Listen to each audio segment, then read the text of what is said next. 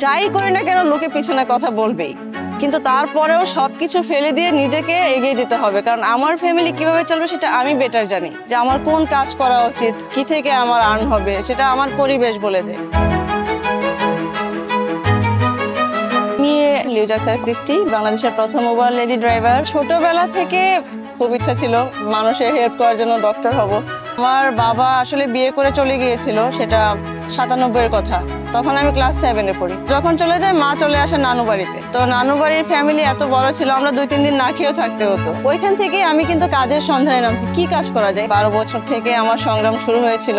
উবারে আসার আগেও আমি অনেক পেশায় জড়িত ছিলাম। 2017-তে এসে আমি একটু অসুস্থ ছিলাম, ছোট বেবি ছিল, সেই জন্য আমি একটু দূরে ছিলাম কাজ থেকে।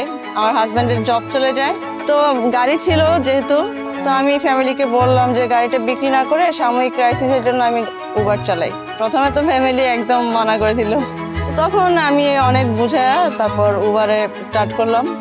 আসলে মেয়েদের হচ্ছে সব জায়গায় চ্যালেঞ্জ, এটা যে কোনো পেশাই হোক না কেন, ফ্যামিলির কথা, তারপর আশেপাশের মানুষের কথা, যেখানে জব সেখানে প্রবলেম, স্বাধীনতা খুব কম মেয়েদের।